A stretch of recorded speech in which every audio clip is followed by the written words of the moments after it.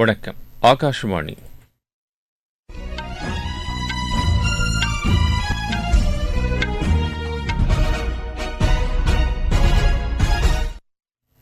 செய்திகள் வாசிப்பவர் கோபாலகிருஷ்ணன்.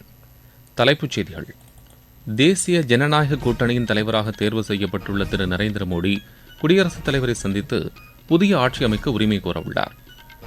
அரசியல் சாசனத்தை பாதுகாக்க எதிர்க்கட்சிகளின் ஒருங்கிணைந்த கூட்டணி பாடுபடும் என்று காங்கிரஸ் தலைவர் திரு மல்லிகார்ஜுன கார்கே தெரிவித்துள்ளார்.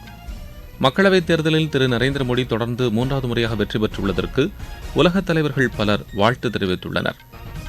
ஏற்றுமதியாளர்களுக்கான ரீஃபண்ட் தொகையை அவர்களின் வங்கிக் கணக்கில் செலுத்தும் நடைமுறையை மத்திய நேர்முக வரிகள் வாரியம் அறிமுகம் செய்துள்ளது. உலகக்கோப்பை கால்பந்து போட்டிக்கான தகுதிச் சுற்றுப் போட்டியில் இந்தியா இன்று குவைத்தை எதிர்கொள்கிறது. இனி விரிவான செய்திகள். மத்தியில் புதிய அரசு அமைப்பதற்கான முயற்சிகளில் பிஜேபி தலைமையிலான தேசிய ஜனநாயக கூட்டணி முழுவீச்சில் ஈடுபட்டுள்ளது. திரு நரேந்திர மோடி விரைவில் குடியரசுத் தலைவர் திருமதி திரௌபதி முர்முவை சந்தித்து ஆட்சி அமைக்க உரிமை கோரவுள்ளதாக தகவல்கள் தெரிவிக்கின்றன. முன்னதாக புதுதில்லியில் நேற்று தேசிய ஜனநாயக கூட்டணியில் இடம்பெற்றுள்ள கட்சித் தலைவர்களின் கூட்டம் நடைபெற்றது. இந்த கூட்டத்தில் தேசிய ஜனநாயக கூட்டணியின் தலைவராக பிஜேபியின் மூத்த தலைவர் திரு நரேந்திர மோடி ஒருமனதாக தேர்வு செய்யப்பட்டார். திரு நரேந்திர மோடி தலைமையில் 3வது முறையாக புதிய அரசு அமைப்பதற்கான செயல்திட்டங்கள் குறித்து இந்த கூட்டத்தில் ஆலோசிக்கப்பட்டது. இதில் தெலுங்கு தேசம் கட்சித் தலைவர் திரு சந்திரபாபு நாயுடு, ஐக்கிய ஜனதாதள தலைவரும் பீகார் முதலமைச்சருமான திரு நிதிஷ்குமார், லோக் ஜன்சக்தி கட்சியின் ராம்விலாஸ் பிரிவின் தலைவர் திரு சிராக் பாஸ்வான் மற்றும் இக்கூட்டணியில் இடம்பெற்றுள்ள பல்வேறு கட்சிகளின் தலைவர்களும் பங்கேற்றனர். தெலுங்கு தேசம், ஐக்கிய ஜனதாதளம் உள்ளிட்ட கூட்டணி கட்சிகளின் தலைவர்கள் பிரதமர் திரு நரேந்திர மோடி தலைமையில் மத்தியில் புதிய அரசு அமைப்பதற்கான ஆதரவு கடிதங்களையும் இக்கூட்டத்தில் வழங்கினர். இந்நிலையில் தேசிய ஜனநாயக கூட்டணி அரசு அமைவதற்கு மேலும் 10 சுயேட்சை உறுப்பினர்கள் ஆதரவு தெரிவித்துள்ளதாக தகவல்கள் தெரிவிக்கின்றன. ஆதரவு கடிதங்களுடன் பிரதமர் திரு நரேந்திர மோடி விரைவில் குடியரசுத் தலைவரை சந்திக்க உள்ளதாக செய்திகள் தெரிவிக்கின்றன. எதிர்க்கட்சிகளின் ஒருங்கிணைந்த கூட்டணியில் இடம்பெற்றுள்ள கட்சிகளின் கூட்டம் புதுதில்லியில் காங்கிரஸ் தலைவர் திரு மல்லிகார்ஜுன கார்கே தலைமையில் நேற்று நடைபெற்றது.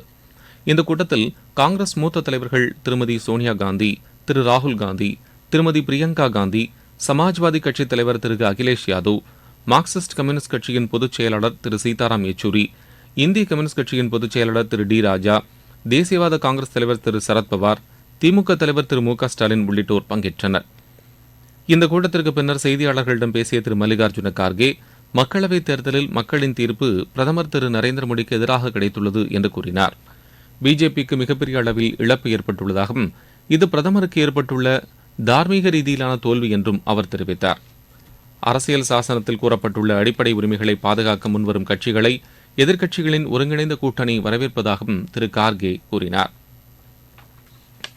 புதிய அரசு அமையும் வகையில் பதவி விலகியுள்ள பிரதமர் திரு நரேந்திர மோடி தலைமையிலான அமைச்சரவையில் இடம்பெற்றிருந்தவர்களுக்கு குடியரசுத் தலைவர் திருமதி திரௌபதி முர்மு நேற்று இரவு விருந்து அளித்தார். இதில் பிரதமர் திரு நரேந்திர மோடி, மூத்த மத்திய அமைச்சர்கள் திரு ராஜ்நாத் சிங், திரு அமித்ஷா, திருமதி நிர்மலா சீதாராமன், திரு நிதின் கட்கரி உள்ளிட்டோர் கலந்து கொண்டனர். சட்டப்பேரவைத் தேர்தல் நடைபெற்ற ஆந்திரா மற்றும் ஒடிஷா மாநிலங்களில் புதிய அரசு அமைப்பதற்கான முயற்சிகள் தொடங்கியுள்ளன. ஆந்திராவில் தெலுங்கு தேசம் கட்சி புதிய அரசை அமைக்கவுள்ளது. இதற்காக அம்மாநிலத்தில் புதிதாக தேர்வு செய்யப்பட்டுள்ள தெலுங்கு தேசம் கட்சி சட்டமன்ற உறுப்பினர்கள் விரைவில் கூடி சட்டப்பேரவை கட்சித் தலைவராக திரு சந்திரபாபு நாயுடுவை தேர்ந்தெடுக்க உள்ளனர். தேர்தலில் தோல்வியை சந்தித்ததை அடுத்து அம்மாநில முதலமைச்சர் திரு ஜெகன்மோகன் ரெட்டி தமது பதவியை நேற்று ராஜினாமா செய்தார். புதிய அரசு அமையும் வரை தற்காலிக முதலமைச்சராக தொடருமாறு ஆளுநர் அவரை கேட்டுக் கொண்டார். ஒடிஷா மாநிலத்தில் பிஜேபி தலைமையில் புதிய அரசு அமையவுள்ளது. அதற்கான ஏற்பாடுகள் அம்மாநில தலைநகர் புவனேஸ்வரில் முழுவீச்சில் நடைபெற்று வருகிறது. விரைவில் பிஜேபி சட்டமன்ற உறுப்பினர்களின் கூட்டம் நடைபெறவுள்ளது. தேர்தல் தோல்வியை அடுத்து ஒடிஷா முதலமைச்சர் திரு நவீன் பட்நாயக் தமது பதவியை நேற்று ராஜினாமா செய்தார். நீங்கள் கேட்டுக்கொண்டிருப்பது ஆகாஷ்வாணியின் செய்தி அறிக்கை. மக்களவைத் தேர்தலில் பிரதமர் திரு நரேந்திர மோடியும் அவரது கட்சியும் தொடர்ந்து 3வது முறையாக வெற்றி பெற்றுள்ளதற்கு உலகத் தலைவர்கள் பலர் வாழ்த்து தெரிவித்துள்ளனர். அமெரிக்க அதிபர் திரு ஜோ பைடன் தேசிய ஜனநாயக கூட்டணி வெற்றி பெற்றதற்காக பிரதமர் திரு நரேந்திர மோடிக்கு வாழ்த்துக்களை தெரிவிப்பதாகவும் 65 கோடி மக்கள் பங்கேற்ற தேர்தல் வரலாற்று சிறப்புமிக்கது என்றும் கூறியுள்ளார். வருங்காலத்திலும் இந்திய அமெரிக்க நாடுகளுக்கு இடையேயான நட்புறவு மேலும் வலுப்பெறும் என்றும் அவர் நம்பிக்கை தெரிவித்தார். தேர்தல் வெற்றியை அடுத்து பிரிட்டன் பிரதமர் திரு ரிஷி சுனக் பிரதமர் திரு நரேந்திர மோடியை தொலைபேசியில் தொடர்பு கொண்டு வாழ்த்து தெரிவித்தார். இந்தியாவும் பிரிட்டனும் நெருக்கமான நட்பு நாடுகள் என்றும் வருங்காலத்திலும் இந்த நட்புறவு தொடரும் என்றும் அவர் கூறினார். ரஷ்ய அதிபர் திரு விளாடிமிர் புட்டினும் திரு நரேந்திர மோடிக்கு வாழ்த்து தெரிவித்துள்ளார். மீண்டும் வெற்றி பெற்றுள்ளதன் மூலம் அரசியலில் உயர்ந்த தலைவர் திரு நரேந்திர மோடி என்பது நிரூபிக்கப்பட்டுள்ளது என்றும் இந்தியா ரஷ்ய மக்களுக்கு இடையே நட்புறவு மேலும் நீடிக்கும் என்றும் பாரம்பரிய உறவுகளால் இருதரப்பும் பலனடையும் என்றும் அவர் கூறியுள்ளார். திரு நரேந்திர மோடிக்கு வாழ்த்து தெரிவித்துள்ள ஐக்கிய அரபு எமிரேட்ஸ் அதிபர் திரு ஷேக் முகமது பின் சையத் அல் நயான் அவரது தலைமையில் இந்தியா மேலும் வளர்ச்சியடையும் என்று குறிப்பிட்டுள்ளார். தென்கொரிய அதிபர் திரு யூன் சுக் யோல், ஐரோப்பிய கவுன்சிலின் தலைவர் திரு சார்லஸ் மிச்சேல் உள்ளிட்டோரும் திரு நரேந்திர மோடிக்கு வாழ்த்து தெரிவித்துள்ளனர். வாழ்த்து தெரிவித்துள்ள அனைவருக்கும் திரு நரேந்திர மோடி நன்றி தெரிவித்துள்ளதுடன் அவர்களுடன் இணைந்து செயல்பட தாம் உறுதியுடன் உள்ளதாகவும் கூறியுள்ளார். கூட்டணி ஆட்சியை நடத்துவதில் பிஜேபிக்கு நீண்ட அனுபவம் உள்ளதாக அக்கட்சியின் மகளிர் அணியின் தேசிய தலைவர் திருமதி வானதி சீனிவாசன் தெரிவித்துள்ளார். இதுகுறித்து அவர் விடுத்துள்ள அறிக்கையில், தொடர்ந்து 3வது முறையாக ஆட்சி அமைக்கவுள்ள தேசிய ஜனநாயக கூட்டணி அடுத்த 5 ஆண்டுகளுக்கு முழுமையாக நல்லாட்சியை வழங்கும் என்று கூறியுள்ளார். பிஜேபி தலைமையிலான தேசிய ஜனநாயக கூட்டணி பெரும்பான்மைக்கு தேவையான இடங்களுக்கும் கூடுதலாக பெற்றிருப்பது வரலாற்று சாதனை என்றும் திருமதி வானதி சீனிவாசன் தெரிவித்துள்ளார். ஏற்றுமதியாளர்களுக்கான ரீஃபண்ட் தொகையை அவர்களின் வங்கிக் கணக்கில் செலுத்தும் நடைமுறையை மத்திய நேர்முக வரிகள் வாரியம் அறிமுகம் செய்துள்ளது. இந்த நடைமுறை காகிதமில்லா புதிய முன்முயற்சி என்று நேர்முக வரிகள் வாரியம் தெரிவித்துள்ளது. இதன் மூலம் வெளிப்படைத்தன்மை மேலும் அதிகரிக்கும் என்றும் உலக வர்த்தக அமைப்பின் ஒப்பந்தத்தை முழுமையாக அமல்படுத்துவதன் மூலம் வணிகத்தை எளிதாக்கும் நடைமுறையை மத்திய நேர்முக வரிகள் வாரியம் தொடர்ந்து மேற்கொள்ளும் என்றும் மத்திய அரசின் செய்திக்குறிப்பு தெரிவிக்கிறது. நாட்டின் மொத்த உணவு தானிய உற்பத்தி 3288 லட்சம் டன்னாக இருக்கும் என்று வேளாண் அமைச்சகம் தெரிவித்துள்ளது. மொத்த அரிசி உற்பத்தி 1367 லட்சம் டன்னாகவும் மொத்த கோதுமை உற்பத்தி 1129 லட்சம் டன்னாகவும் இருக்கும் என்றும் தெரிவிக்கப்பட்டுள்ளது. இது கடந்த ஆண்டை விட 23 லட்சம் டன்கள் அதிகம் என்றும் அந்த அமைச்சகம் தெரிவித்துள்ளது. துவரை உற்பத்தி 34 லட்சம் டன்னாக இருக்கும் என்றும் இது கடந்த ஆண்டை விட கணிசமாக அதிகரித்துள்ளதாகவும் அந்த அமைச்சகத்தின் செய்திக்குறிப்பு தெரிவிக்கிறது. நாட்டிலேயே முதன் முறையாக மும்பை மாநகராட்சியில் பருவநிலைக்கான தனி பட்ஜெட் தாக்கல் செய்யப்பட்டுள்ளது. இதற்காக 10,224 கோடி ரூபாய் ஒதுக்கீடு செய்யப்பட்டுள்ளது. பருவநிலையை பாதுகாப்பதற்கான பணிகளுக்கு இந்த நிதி பயன்படுத்தப்படும். மும்பை மாநகரில் வழக்கமான மின் விளக்குகளுக்கு பதிலாக LED விளக்குகள் மற்றும் மாநகராட்சி கட்டிடங்களில் சூரிய மின்சக்தி உற்பத்தி ஆகியவற்றுக்கும் இந்த நிதி பயன்படுத்தப்படும் என்று மாநகராட்சி தெரிவித்துள்ளது. விளையாட்டுச் செய்திகள்.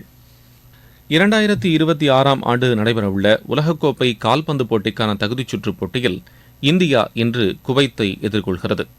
கொல்கத்தாவில் இப்போட்டி இன்று மாலை நடைபெறுகிறது. தற்போது ஏ பிரிவில் இடம்பெற்றுள்ள இந்தியா 4 புள்ளிகளுடன் 2வது இடத்தில் உள்ளது. அடுத்தடுத்த போட்டிகளில் வெற்றி பெற்றால் மட்டுமே உலகக்கோப்பை போட்டிக்கு இந்தியா தகுதி பெற முடியும். உலகக்கோப்பை டுவெண்டி கிரிக்கெட் போட்டியில் அயர்லாந்து அணிக்கு எதிரான ஆட்டத்தில் இந்தியா 8 விக்கெட் வித்தியாசத்தில் வெற்றி பெற்றது. நியூயார்க்கில் நேற்று நடைபெற்ற இப்போட்டியில் முதலில் ஆடிய அயர்லாந்து அணி 16 ஓவரில் அனைத்து விக்கெட்டுகளையும் இழந்து 96 ரன் எடுத்தது. 97 ரன் எடுத்தால் வெற்றி என்ற இலக்குடன் களமிறங்கிய இந்தியா 12.2 ஓவரில் 2 விக்கெட்டுகளை மட்டுமே இழந்து இலக்கை எட்டியது. பப்புவா நியூகினியா, உகாண்டா அணிகளுக்கு இடையேயான ஆட்டம் தற்போது ப்ராவிடன்ஸில் நடைபெற்று வருகிறது. பிரிஸ்டவுனில் இன்றிரவு 8 மணிக்கு நடைபெறவுள்ள மற்றொரு ஆட்டத்தில் ஆஸ்திரேலியா ஓமனை எதிர்கொள்கிறது. பிரெஞ்ச் ஓபன் டென்னிஸ் போட்டியில் ஆடவர் இரட்டையர் பிரிவு அரையிறுதியில் இன்று இந்தியாவின் ரோஹன் போபண்ணா, ஆஸ்திரேலியாவின் மேத்யூ எப்டன் இணை இத்தாலி இணையை எதிர்கொள்கிறது. சர்வதேச மல்யுத்த போட்டி ஹங்கேரி தலைநகர் புடாபெஸ்டில் இன்று தொடங்குகிறது. இதில் ஒலிம்பிக் போட்டிக்கு தகுதி பெற்றுள்ள இந்திய வீரர்கள் 5 பேர் பங்கேற்கின்றனர். ஜெர்மனியில் நடைபெறும் சர்வதேச துப்பாக்கிச் சுடும் போட்டியின் ஆடவர் 10 மீட்டர் ஏர் பிஸ்டல் பிரிவு இறுதி ஆட்டத்திற்கு இந்திய வீரர் சரப்ஜோத் சிங் தகுதி பெற்றுள்ளார். ஏற்கனவே இந்திய வீராங்கனைகள் ரமிதா, இஷா சிங் ஆகியோர் இறுதிச் சுற்றுக்கு முன்னேறியுள்ளனர். மீண்டும் தலைப்புச் செய்திகள். தேசிய ஜனநாயக கூட்டணியின் தலைவராக தேர்வு செய்யப்பட்டுள்ள திரு நரேந்திர மோடி குடியரசுத் தலைவரை சந்தித்து புதிய ஆட்சி அமைக்க உரிமை கோரவுள்ளார். அரசியல் சாசனத்தை பாதுகாக்க எதிர்க்கட்சிகளின் ஒருங்கிணைந்த கூட்டணி பாடுபடும் என்று காங்கிரஸ் தலைவர் திரு மல்லிகார்ஜுன கார்கே தெரிவித்துள்ளார். மக்களவைத் தேர்தலில் திரு நரேந்திர மோடி தொடர்ந்து 3வது முறையாக வெற்றி பெற்றுள்ளதற்கு உலக தலைவர்கள் பலர் வாழ்த்து தெரிவித்துள்ளனர். ஏற்றுமதியாளர்களுக்கான ரீஃபண்ட் தொகை அவர்களின் வங்கிக் கணக்கில் செலுத்தும் நடைமுறையை மத்திய நேர்முக வரிகள் வாரியம் அறிமுகம் செய்துள்ளது. உலகக்கோப்பை கால்பந்து போட்டிக்கான தகுதிச் சுற்றுப் போட்டியில் இந்தியா இன்று குவைத்தை எதிர்கொள்கிறது. இத்துடன் இந்த செய்தி அறிக்கை நிறைவு பெற்றது.